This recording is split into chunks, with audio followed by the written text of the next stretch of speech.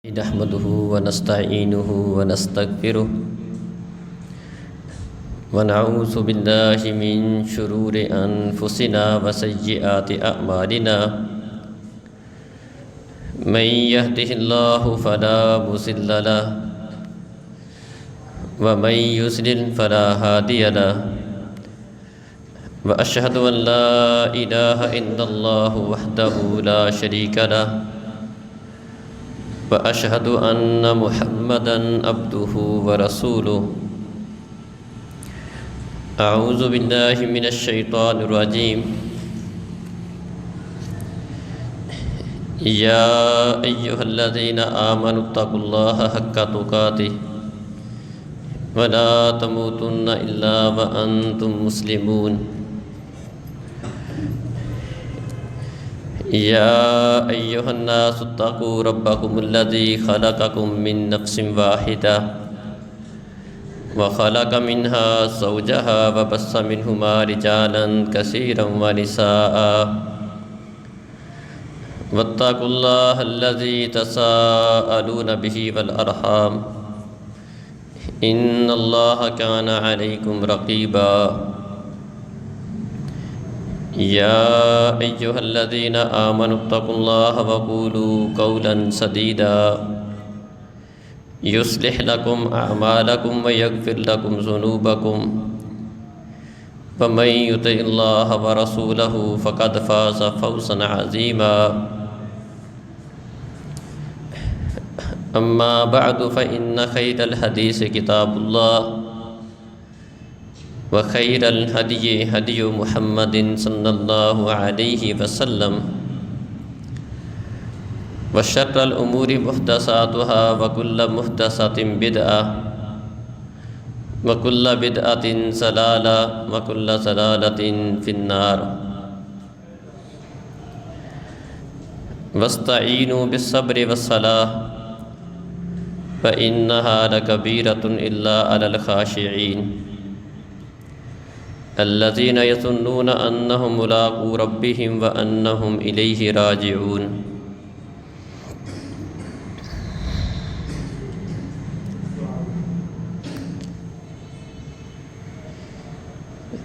دین اسلام میں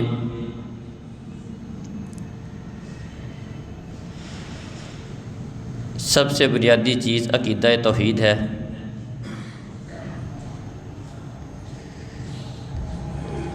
عقیدہ توحید کے بعد اعمال میں سے سب سے زیادہ نماز کی اہمیت ہے، بلکہ یوں کہیں کہ نماز عقیدہ توحید کی عملی صورت ہے۔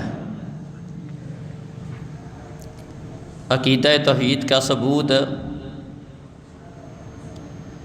نماز سے ملتا ہے۔ یہی وجہ ہے کہ عقیدہ توحید کے بعد شریعت اسلامیہ میں سب سے زیادہ زور نماز پر دیا گیا ہے۔ ابراہیم علیہ السلام نے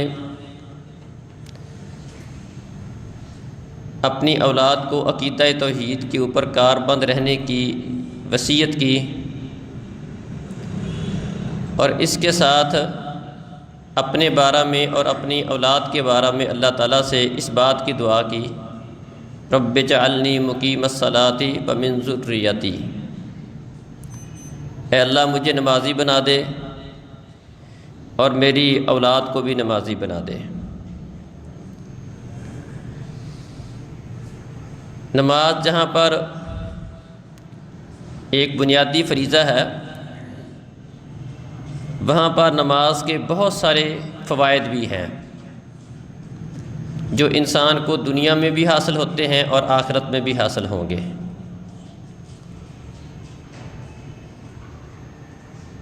اللہ تعالیٰ نے ایمان والوں کو مخاطب کیا ہے، وَاسْتَعِینُوا بِالصَّبْرِ وَالصَّلَاةِ، آپ صبر کے ساتھ اور نماز کے ساتھ مدد طلب کرو۔ وَإِنَّهَا لَكَبِيرَةٌ إِلَّا عَلَى الْخَاشِعِينَ، اگرچہ یہ کام بہت بھاری ہے، مشکل ہے، مگر ان لوگوں پر جو عاجزی اختیار کرنے والے ہیں، اللہ سے ڈرنے والے ہیں، جو اس بات کا یقین رکھتے ہیں کہ وہ اپنے رب سے ملاقات کرنے والے ہیں اور انہیں اپنے رب کی طرف لوٹنا ہے، جنہیں اس بات پر یقین اور ایمان ہے، ان کا یقین پختہ ہے کہ انہوں نے مرنا ہے، اللہ کے پاس جانا ہے، اللہ سے ملاقات کرنی ہے، اللہ کی بارگاہ میں پیش ہونا ہے، اللہ کو اپنے معاملات کا حساب دینا ہے۔ ان کے لیے نماز پڑھنا اور نماز سے مدد حاصل کرنا مشکل نہیں ہے۔ جس بندے کے عقیدے میں کمی ہے، کمزوری ہے، اللہ کی ملاقات کا اسے پوری طرح یقین نہیں ہے، مرنے کے بعد اٹھنے پر، اللہ کے سامنے پیش ہونے پر اس کا یقین پختہ نہیں ہے، تذبذب کا شکار ہے، اس کے لیے نماز کی پابندی کرنا، گرمی میں، سردی میں، مشکل میں، آسانی میں، تنگی میں، ہر حالت میں اٹھ کر نماز پڑھنا اس کے لیے مشکل ہوتا ہے۔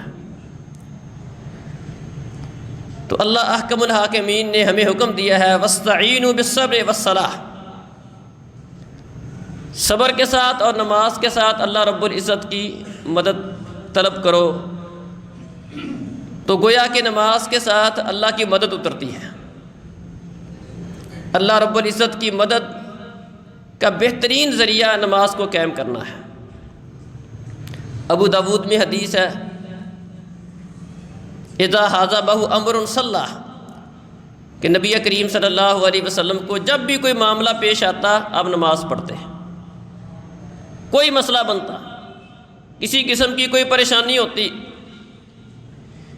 کوئی غم والا خوشی والا موقع آ گیا، آپ نماز پڑھتے۔ کوئی بھی اہم کام کرنا ہو، نبی صلی اللہ علیہ وسلم نے اپنے ماننے والوں کی تربیت کی ہے کہ کوئی بھی اہم فیصلہ آپ نے کرنا ہے، اس کا ایک طریقہ بتایا۔ صحابہ کہتے ہیں کہ نبی کریم صلی اللہ علیہ وسلم ہمیں استخارہ کی دعا اس طرح سکھاتے تھے جس طرح قرآن کی کوئی سورت سکھاتے ہیں۔ فرمایا کسی کو کوئی بھی اہم فیصلہ کرنا ہو، اہم کام کرنا ہو، وہ 2 رکعتیں پڑھے اور 2 رکعتوں میں یہ دعا پڑھے جس کو آپ دعا استخارہ کہتے ہیں۔ اللہم انی استخیرک بعلمک واستقدرک بقدرتک واسألک من فضلک العظیم، یہ پوری دعا۔ تو گویا کہ نماز پڑھنے کے ساتھ جب بندہ یہ استخارے والی دعا مانگتا ہے تو اللہ احکم الحاکمین اس کے کام میں برکت کر دیتے ہیں اور اسے اس نتیجے پر پہنچا دیتے ہیں کہ جو تو کام کر رہا ہے اگر تیرے لیے بہتر ہے تو تیرے مقدر میں کیا جائے گا، اگر تیرے لیے بہتر نہیں ہے تجھے بچا لیا جائے گا۔ استخارے کا معنی مفہوم یہ ہے۔ تو یہ نماز کے ساتھ مدد حاصل کرنے کی بہترین مثال ہے۔ نماز کے ساتھ اللہ کی مدد اترتی ہے۔ کسی کو کوئی کام کرنا ہے، اس کو پتہ نہیں ہے کہ یہ کروں نہ کروں، فائدہ مند ہے نقصان دہ ہے، یہ کاروبار، یہ رشتہ، یہ معاملہ کرنا میرے لیے فائدہ مند ہے نہیں ہے، 2 رکعتیں پڑھے، اللہ سے مشورہ کرے، اللہ سے دعا کرے، اللہ میرے مقدر میں ہے، ٹھیک ہے کر دے، نہیں ہے تو بچا لے، اللہ بچا لے گا۔ گرہن لگا نبی صلی اللہ علیہ وسلم کے زمانے میں، لوگوں نے مشہور کر رکھا تھا کہ گرہن لگتا ہے، کوئی بڑا آدمی کوئی فوت ہو جاتا ہے یا کوئی پیدا ہوتا ہے تو اس کی پیدائش پر یا اس کے مرنے پر چاند سورج کو گرہن لگتا ہے۔ جس سال سورج کو گرہن لگا اس سال نبی صلی اللہ علیہ وسلم کا بیٹا ابراہیم فوت ہوا تھا۔ نبی صلی اللہ علیہ وسلم نے گرہن کو دیکھا، فوری نماز پڑھنے کے لیے نکلے، لپکے اپنی چادر گھسیٹتے ہوئے، حدیث میں آتا ہے آپ مسجد کی طرف لپکے، صحابہ کو جمع کیا، گرہن کی نماز پڑھی اور فرمایا کہ ان الشمس والقمر آیاتان من آیات اللہ لا ينکسفان لموت احد ولا لحیات احد، یہ سورج اور چاند اللہ کی نشانیوں میں سے ہے، ان کو گرہن کسی کی زندگی یا کسی کی موت کی وجہ سے نہیں لگتا، یہ اللہ کی نشانی ہے، اللہ نشانیاں دکھاتا ہے۔ لہذا جب بھی کوئی ایسا مسئلہ بنے فرمایا نماز پڑھو، صدقہ کرو، اللہ سے استغفار کرو، اللہ سے اپنے گناہوں کی معافی مانگو۔ اور عملاً پیارے نبی صلی اللہ علیہ وسلم نے کر کے دکھایا، آپ نے لمبی نماز پڑھی، جب تک سورج کا گرہن ختم نہیں ہو گیا پیارے نبی صلی اللہ علیہ وسلم نماز میں لگے رہے، نماز پڑھتے رہے۔ کوئی مسئلہ بن جائے، کوئی پریشانی والا مسئلہ ہے تب نماز، اللہ سے بارش مانگنی ہے، بارش نہیں ہو رہی، قحط سالی ہے، صحابہ نے کہا اللہ کے رسول قحط سالی ہے، بارش نہیں ہو رہی۔ پیارے نبی صلی اللہ علیہ وسلم نے فرمایا کہ ہاں فلاں وقت فلاں میدان میں جمع ہو جانا، ہم صلاۃ استسقاء پڑھیں گے۔ 2 رکعتیں پڑھی، اللہ سے دعا کی، اللہ نے بارش دے دی۔ وَاسْتَعِينُوا بِالصَّبْرِ وَالصَّلَاةِ، یہ مطلب ہے اللہ تعالیٰ سے صبر کے ساتھ اور نماز سے اللہ تعالیٰ کی مدد طلب کرو۔ اللہ کی مدد نماز کے ساتھ اترتی ہے۔ کسی کے لیے کوئی کام مشکل ہو جائے، اس کے کندھوں کے اوپر کوئی بھاری ذمہ داری ڈال دی جائے، بچوں کی کفالت ہے، زیادہ بچے ہیں، ان کی کفالت کرنا مشکل ہو رہا ہے، معاملات اس کے لیے مشکل ہو رہے ہیں، اس کا بھی بہترین حل کیا ہے کہ بندہ اپنے رب کے ساتھ تعلق کو مضبوط کرے، نماز کے ساتھ اپنا تعلق جوڑے۔ اللہ احکم الحاکمین نے جس وقت آپ پر نبوت کا بوجھ آپ کے کندھوں پر ڈالنا تھا، آپ کی اسی بات پر تربیت کی، یا ایھا المزمل قم اللیل الا قلیلا نصفہ او انقص منہ قلیلا او زد علیہ ورتل القرآن ترتیلا۔ اے نبی اٹھو، اے چادر میں لپٹنے والے اٹھ، رات کا قیام کر، اس کا نصف کر لے یا تھوڑا سا زیادہ کر لے، تھوڑا سا کم کر لے، قرآن کو ٹھہر کے سکون کے ساتھ پڑھ۔ کیوں؟ اِنَّا سَنُلْقِي عَلَيْكَ قَوْلًا ثَقِيلًا، کیونکہ ہم نے آپ کے کندھوں پر ایک بہت بھاری بوجھ آپ کے کندھوں پر ڈالنا ہے، ایک بھاری ذمہ داری آپ کو دینی ہے۔ تو بھاری ذمہ داری ادا کرنے کے لیے نماز کے ساتھ اللہ کی مدد حاصل کرو۔ نبوت کا بوجھ بہت بڑی ذمہ داری تھی، تو اس کام کے لیے اللہ تعالیٰ نے اپنے نبی کو اس چیز کے ساتھ تیار کیا۔ قم اللیل، رات کا قیام کرو، نماز پڑھو۔ نماز کے ساتھ بندے کے اندر یہ طاقت، ہمت پیدا ہوتی ہے کہ بندہ بڑے بڑے بوجھ اٹھا لیتا ہے۔ اللہ اکبر۔ کسی سے کوئی گناہوں سے بچنا چاہتا ہے، اس کا بھی طریقہ ایک یہ بتایا، فرمایا ان الصلاۃ تنہا عن الفحشاء والمنکر۔ جو بندہ اپنے آپ کو گناہوں سے بچانا چاہتا ہے، اس کا بہترین ذریعہ نماز ہے۔ بے شک نماز بندے کو بے حیائی اور غلط کاموں سے روکتی ہے، نماز پڑھنے سے بندہ گناہوں سے بچتا ہے۔ ان ناشئۃ اللیل ہی اشد وطئا واقوم قیلا۔ فرمایا نماز قائم کرنے سے، رات کو اٹھ کر نماز پڑھنے سے، یہ چیز بندے کے نفس کو کچل دیتی ہے۔ اللہ کی بارگاہ میں جب بندہ کھڑا ہوتا ہے، بالخصوص رات کا قیام کرتا ہے، تہجد پڑھتا ہے، ان ناشئۃ اللیل ہی اشد وطئا، ایسا کرنے سے بندے کا نفس، اس کی نفسانی خواہشات، اس کو کچلنے کا یہ بہترین ذریعہ ہے۔ تو نماز پڑھنے سے بندے کا جو شیطانی کاموں پر ابھارنے والا نفس ہے، وہ قابو میں رہتا ہے، وہ کنٹرول میں رہتا ہے، وہ بندے کو خراب نہیں کرتا۔ تو نماز گناہوں سے بچنے کا بھی ایک شاندار ذریعہ ہے۔ اللہ تعالیٰ کی مدد، ہر معاملے میں اللہ کی مدد نماز سے حاصل ہو سکتی ہے۔ کوئی آپ نے اہم کام کرنا ہے، اہم فیصلہ کرنا ہے، کوئی مسئلہ بن جائے، کوئی مسئلہ بننے والا ہے، کوئی ہو گیا ہے، کوئی باری ذمہ داری آپ کے کندھوں پر ڈال دی گئی ہے، ہر کام میں اللہ تعالیٰ سے نماز کے ساتھ مدد طلب کرو۔ کسی سے گناہ سرزاد ہو جائے، اللہ نے فرمایا اقیم الصلاۃ طرفی النہار وزلفا من اللیل ان الحسنات یذہبن السیئات۔ نماز قائم کرو دن کے دونوں طرفوں میں اور رات کی گھڑیوں میں۔ اس سے 5 نمازیں مراد ہیں، 5 نمازیں اس آیت کے اندر آ جاتی ہیں۔ فرمایا اس کا فائدہ کیا ہوگا؟ ان الحسنات یذہبن السیئات، نیکیاں گناہوں کو لے جاتی ہیں۔ جب بندہ اس روٹین کے ساتھ نماز پڑھتا ہے، حدیث میں آتا ہے ایک نماز پڑھی، اگلی نماز تک کے گناہ اللہ تعالیٰ نماز کے ساتھ معاف کر دیتا ہے۔ ایک جمعے کے بعد اگلا جمعہ پڑھا، 2 جمعہ کے درمیان گناہ اللہ تعالیٰ نماز سے معاف کر دیتا ہے۔ ایک بندہ آیا نبی صلی اللہ علیہ وسلم کے پاس، صحیح بخاری میں حدیث ہے، کہنے لگا اللہ کے رسول مجھ سے گناہ سرزاد ہو گیا، میں نے راستے میں چلتے ہوئے کسی عورت کے ساتھ چھیڑ چھاڑ کر لی، اس موقع پر اللہ نے یہ آیت نازل کر دی، اقیم الصلاۃ طرفی النہار وزلفا من اللیل ان الحسنات یذہبن السیئات۔ گناہ ہو گیا، نماز پڑھو۔ اللہ تعالیٰ نماز پڑھنے کے ساتھ جو چھوٹے گناہ ہیں ویسے ہی معاف کر دیتا ہے، بڑے گناہوں کے لیے تو خاص توبہ کی بھی ساتھ ضرورت ہوتی ہے، چھوٹے موٹے گناہ اللہ نماز سے ویسے ہی معاف کر دیتا ہے۔ ان الحسنات یذہبن السیئات، اس کے عام طور پر 2-3 مطلب ہیں۔ ایک مطلب تو جو یہاں پر میں نے بیان کیا کہ نماز پڑھنے کے ساتھ نیکیاں کرنے کے ساتھ اللہ گناہ معاف کر دیتا ہے، اور ایک مطلب یہ بھی ہے ان الحسنات یذہبن السیئات، نیکیاں بندے کو گناہ سے بچاتی ہیں، نیکیاں کرنے سے بندہ گناہوں سے بچتا ہے، نیکیاں گناہوں کو لے جاتی ہیں، مٹا دیتی ہیں، نیکیاں گناہوں سے بندے کو روکتی ہیں۔ جب بندہ نماز پڑھتا ہے، جیسا کہ میں نے پہلے بیان کیا، نماز پڑھنے سے بندہ گناہوں سے بچتا بھی ہے، نماز پڑھنے سے اللہ تعالیٰ بندے کے ہوئے گناہ معاف بھی کر دیتا ہے۔ اسی طرح جس شخص کو کسی دشمن کا خوف ہو، اس کو بھی یہی حکم دیا گیا کہ وہ نماز کے ساتھ اللہ تعالیٰ کی مدد حاصل کرے۔ نبی صلی اللہ علیہ وسلم بدر میں تھے، علی رضی اللہ عنہ بیان کرتے ہیں بدر کی رات تھی، لوگ سوئے ہوئے تھے، اور نبی صلی اللہ علیہ وسلم ایک درخت کے پاس کھڑے ہو کر نماز پڑھ رہے تھے۔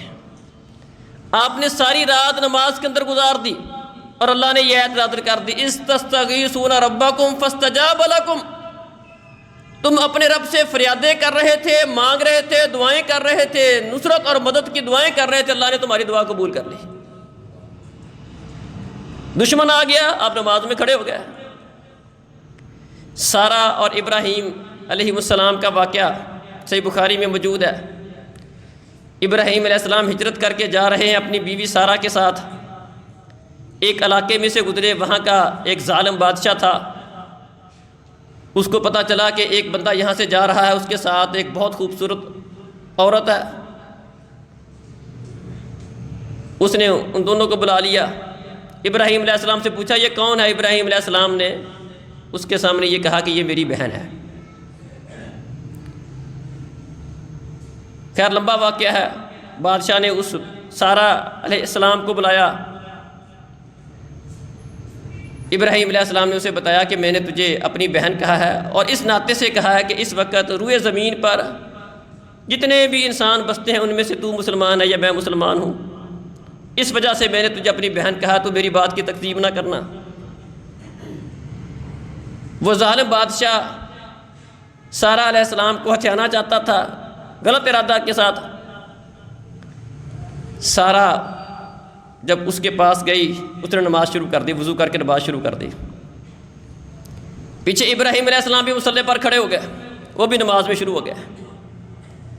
بادشاہ ایک دفعہ اس کی طرف اٹھا، اس نے نماز کے اندر ہی اللہ تعالیٰ سے دعا کی، اللہ نے اس کو بے ہوش کر دیا، اس پہ غشی طاری ہوگی، بے ہوش ہو گیا، تڑپنے لگ گیا۔ اللہ سے دعا کی، اللہ یہ مر گیا بدبخت، لوگ کہیں گے اس نے مارا ہے، یہ سارا مدعا میرے اوپر ڈال دیا جائے گا۔ وہ صحیح ہو گیا، پھر برے ارادے کے ساتھ اٹھا، پھر اس کے ساتھ یہی معاملہ بنا، تیسری دفعہ اٹھا، تیسری دفعہ ایسے معاملہ بنا۔ وہ اپنے کرندوں سے کہنے لگا کہ تم کسی عورت کو نہیں، کسی جننی یا کسی شیطان کو لے کر آئے ہو، کسی جن فرشتے کو لے کر آئے ہو، اس کو لے جاؤ۔ اور ساتھ اس نے ہاجرہ کو بطور خدمت کے ساتھ دے دیا کہ یہ تمہاری خدمت کرے گی۔ سارہ واپس اپنے خاوند ابراہیم علیہ السلام کے پاس آتی ہے، ابراہیم علیہ السلام نماز میں ہے، اشارہ کیا، کیا بنا؟ کہا اللہ تعالیٰ نے کافر کی مراد اس کو ذلیل کر دیا، کافر کو، اس کو پورا نہیں ہونے دیا۔ ابراہیم علیہ السلام بھی نماز میں ہے، سارہ بھی نماز میں ہے۔ یہ مطلب ہے وَاسْتَعِینُوا بِالصَّبْرِ وَالصَّلَاةِ کا مسئلہ بن جائے، دشمن کا خوف ہے، پریشانی ہے، کسی کے حملہ آور ہونے کا خدشہ ہے، کسی کے سامنے بندہ اپنے آپ کو کمزور سمجھتا ہے، اس کا حل کیا؟ اللہ سے مدد مانگو، اور اللہ سے مدد مانگنے کا بہترین ذریعہ نماز ہے۔ وَاسْتَعِینُوا بِالصَّبْرِ وَالصَّلَاةِ۔ موسیٰ علیہ السلام اور ہارون علیہ السلام کو اللہ تعالیٰ نے بنی اسرائیل کی طرف بھیجا، ان کو بھی اسی بات کا حکم دیا۔ بنی اسرائیل کمزور تھے، فرعون بڑا طاقتور تھا، اس کے پاس بڑا لشکر تھا، بڑی قوت والا تھا۔ اللہ فرماتے وَأَوْحَيْنَا إِلَىٰ مُوسَىٰ وَأَخِيهِ أَن تَبَوَّآ لِقَوْمِكُمَا بِمِصْرَ بُيُوتًا، ہم نے موسیٰ کو اور ہارون کو اس بات کی وحی کی کہ بنی اسرائیل کو کہو کہ اپنے گھر مصر کے اندر قبلے کی رخ بنائیں۔ ان لوگوں کے لیے ضروری تھا قبلہ رخ، اور جہاں بھی نماز پڑھیں وہ مسجد کے اندر نماز پڑھنا ان کے لیے ضروری تھا۔ ہماری شریعت کے اندر تو اس بات کی اجازت دے دی گئی کہ بندہ جہاں پر بھی ہے، نماز کا وقت ہو گیا ہے، مسجد قریب نہیں بھی ہے، آپ جہاں پر ہیں نماز پڑھ لیں۔ اللہ احکم الحاکمین نے انہیں یہ حکم دیا کہ اپنی قوم کے لوگوں کو کہو کہ اپنے گھر قبلہ رخ بنا لیں، گویا کہ اپنے گھروں کو مسجدیں بنا لو۔ وَاجْعَلُوا بُيُوتَكُمْ قِبْلَةً وَأَقِيمُوا الصَّلَاةَ، اور نماز قائم کرو۔ اس مشکل وقت میں اس مشکل سے نکلنے کے لیے اللہ رب العزت کی مدد حاصل کرنے کے لیے طریقہ کیا بتایا؟ ان کو کہو کہ اپنے گھر قبلہ رخ بنا لیں، اپنے گھروں کو مسجدیں بنا لو، اور نماز کے ساتھ اللہ تعالیٰ کی مدد حاصل کرو۔ اللہ اکبر۔ ہمارے ہاں کوئی مسئلہ بنتا ہے، کسی کو کوئی کام پڑ جاتا ہے، کسی کے گھر میں شادی ہوتی ہے، کسی کا کوئی فوت ہو جاتا ہے، کسی کوئی عدالت میں مسئلہ بن گیا، کسی افسر کے ساتھ کوئی مسئلہ بن گیا، کوئی جھگڑا ہو گیا، سب سے پہلا کام جو وہ چھوڑتا ہے وہ نماز چھوڑتا ہے۔ اچھے بھلے نمازی لوگ، شادی کا موقع آتا ہے وہ نمازوں کی پرواہ نہیں ہوتی انہیں، فوتگی ہوگی نماز نہیں پڑھ سکے جی، کیا ہوا اس کام میں مصروف تھے جی، پریشانی تھی، بندہ ہسپتال میں داخل تھا نماز نہیں پڑھ سکے جی۔ ہمارا کوئی مسئلہ بن جائے سب سے پہلے ہم نماز چھوڑتے ہیں اپنے کام کاج کی وجہ سے۔ کسی کو کام زیادہ پڑ گیا ہے، وہ کام کا بوجھ سمجھتے ہوئے نماز کو چھوڑتا ہے۔ اللہ احکم الحاکمین نے ان سارے مسئلوں کا حل کیا بیان کہ کسی کا بوجھ زیادہ ہو جائے، کسی کو دشمن کا خوف ہو، کسی کی مصیبت بڑی ہو جائے، کسی کی پریشانی بہت زیادہ ہے، اس کا حل کیا ہے؟ وہ پریشانی، وہ مسئلہ اللہ نے حل کرنا ہے، اور اللہ حل کیسے کرے گا؟ وَاسْتَعِینُوا بِالصَّبْرِ وَالصَّلَاةِ، اس کے ساتھ اللہ نے وہ مسئلہ تمہارا حل کرنا ہے۔ اللہ اکبر۔ انسان کمزور ہے، شیطان اس کا ابدی دشمن ہے۔ شیطان کے شر سے بندہ نماز کے ذریعے بچ سکتا ہے۔ اور بھی طریقے ہیں شیطان کے شر سے بچنے کے لیے، ان میں سے ایک بہترین طریقہ شیطان کے خیالات سے، اس کے وسوسوں سے، اس کے حملوں سے، اس کے بہکاوے سے بچنے کا بہترین طریقہ نماز کے اندر ہے۔ حدیث میں آتا ہے کہ جس بستی کے اندر 3 لوگ بستے ہیں اور اس بستی میں جماعت نہیں ہوتی، شیطان ان کے اوپر اپنا تسلط قائم کر لیتا ہے، ان کے اوپر پوری طرح حاوی ہو جاتا ہے۔ شیطان ایسی جگہ تلاش کرتا ہے جہاں نماز نہیں ہوتی۔ شیطان کے ٹھکانے یہ دیکھیں، آپ واش روم جاتے ہیں کیا پڑھتے ہیں؟ اللہم انی اعوذ بک من الخبث والخبائث۔ واش روم گندی جگہ ہے، وہاں پر جانے سے پہلے کیا پڑھو؟ اللہ میں یہ خبیثوں سے اور خبیثنیوں سے، خبیث جن شیطان اور خبیث جدنیاں شیطانیاں، ان کے شر سے تیری پناہ مانگتا ہوں۔ یہ گندی جگہ ہے، یہاں ان کا ٹھکانہ ہوتا ہے۔ اسی طرح وہ گھر، وہ جگہیں جہاں پر نماز نہیں ہوتی، وہاں شیطان اپنا ٹھکانہ بنا لیتا ہے، وہاں جگہ بنا لیتا ہے، وہاں اس کو موقع ملتا ہے۔ فرمایا کچھ نمازیں گھر میں پڑھا کرو، اپنے گھروں کو شیطان کی عبادتگاہ مت بناؤ۔ قرآن گھر میں پڑھا کرو، شیطان کی عبادتگاہ اپنے گھروں کو مت بناؤ۔ جس گھر میں قرآن نہیں ہوگا، نماز نہیں ہوگی، وہاں شیطان اپنے ڈیرے لگائے گا۔ جس بستی کے اندر اذان نہیں ہوتی، نماز نہیں ہوتی، شیطان وہاں پر اپنا ڈیرا لگا لیتا آ کر۔ اس بستی والوں کو گمراہ کرنا شیطان کے لیے آسان ہو جاتا ہے۔ جس بستی میں اذان ہوتی ہے، نماز ہوتی ہے، جس گھر میں نماز پڑھی جاتی ہے، جس گھر کے افراد سارے کے سارے نمازی ہیں، وہاں پر شیطان کو گمراہ کرنے کے لیے بڑی کوششیں کرنی پڑتی ہیں، آسانی سے گمراہ نہیں کر پاتا۔ جو نماز نہیں پڑھتا وہ تو اس کا آسانی سے شکار ہو جاتا ہے دیگر کاموں کے اندر بھی۔ صحیح بخاری میں حدیث ہے، فرمایا کہ شیطان جب بندہ سوتا ہے، اس کی گدی کے پاس 3 گریں لگاتا ہے۔ اب جب بندہ صبح اٹھتا ہے، پہلا کام کیا کرتا ہے؟ دعا پڑھتا ہے، اللہ کا ذکر کرتا ہے۔ اٹھتے ہی اس کی زبان پر یہ کلمہ جاری ہوتا ہے، الحمدللہ الحمدللہ الذی احیانا بعد ما اماتنا والیہ النشور۔ اللہ تیرا شکر ہے، تو نے مجھے مارا لیکن دوبارہ اٹھا لیا، تو نے دوبارہ مجھے مہلت دی، وقت دے دیا۔ زندگی بہت بڑی نعمت ہے، اٹھتے ہی اللہ کا شکر ادا کرتا ہے کہ اللہ تیرا شکر ہے، مہلت باقی ہے، وقت باقی ہے، ابھی میں مزید نیکی کر سکتا ہوں، اپنے گناہوں کے اللہ سے معافی مانگ سکتا ہوں۔ اللہ اس بات پہ تیرا شکر ہے، مہلت باقی ہے۔ فرمایا اللہ کا ذکر کرنے سے، الحمدللہ کہنے سے وہ ایک گرہ کھل جاتی ہے جو شیطان نے اس کی بدھی کے پاس باندھی ہوتی ہے۔ پھر اٹھ کے وضو کرتا ہے، دوسری گرہ کھل جاتی ہے۔ پھر اٹھ کے نماز پڑھتا ہے، رات کا وقت ہے، 2-4 رکعتیں پڑھ لی، یا فجر کا وقت ہے، فجر کی نماز پڑھ لی، فرمایا تیسری گرہ بھی کھل جاتی ہے اور وہ شخص پوری طرح شیطان سے آزاد ہو جاتا ہے۔ اب فرمایا اس کا سارے کا سارا دن بڑا چست گزرتا ہے، بڑا اچھا گزرتا ہے، برکت والا گزرتا ہے۔ جس نے اٹھتے ہی اللہ کا ذکر کیا، وضو کیا، نماز پڑھی، اصبح نشیطا، چست ہونے کی صورت میں، بڑا نشیط، تندرست، چست، حشاش بشاش ہونے کی صورت میں وہ بندہ صبح کرتا ہے۔ کیا سمجھ آئی؟ نماز پڑھنے سے، وضو کرنے سے، اللہ کا ذکر کرنے سے شیطانی گرہ کھلتی ہیں۔ اور جو بندہ ایسا نہیں کرتا، نہ صبح اٹھتے وقت اللہ کا ذکر کرتا ہے، نہ وضو کرتا ہے، نہ نماز پڑھتا ہے، فرمایا اصبح کسلانہ، وہ بندہ خبیث النفس ہونے کی حالت میں، اصبح خبیث النفس کسلانہ، فرمایا وہ بندہ اس حالت میں صبح کرتا ہے کہ وہ خبیث ہوتا ہے، اس کا نفس بڑا خبیث اور گندا ہوتا ہے، کسلانہ، سست، سارا دن نحوست چاہیے ہوئی اس کے اوپر، کوئی برکت نہیں، نحوست سارا دن چاہیے ہوئی اس کے اوپر۔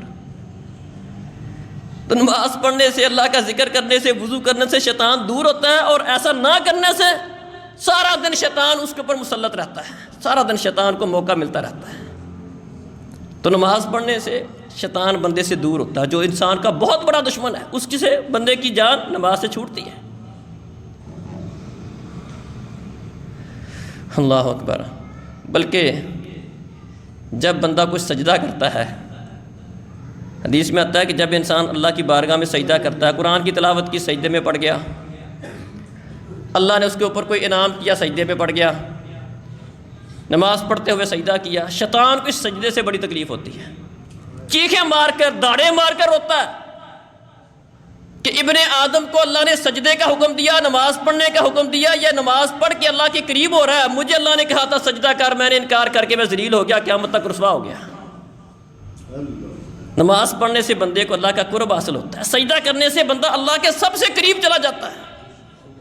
بندہ کھڑا ہے، یوں کھڑا ہے، جیسے جیسے نیچے ہوتا ہے اللہ کے قریب ہوتا چلا جاتا ہے، یہ اللہ کا قاعدہ ہے۔ جیسے بندہ جھکتا ہے ویسے بھی اللہ کو جھکا ہوا بندہ بڑا پسند ہے، اللہ ایسے بندے سے بڑی محبت کرتا ہے جو جھکا ہوا ہے، اس کے معاملات میں جھکاؤ ہے، نرمی ہے، عاجزی ہے، انکساری ہے، اللہ ایسے بندے کو بڑا پسند کرتا ہے۔ اکڑی ہوئی گردن اللہ کو پسند نہیں ہے۔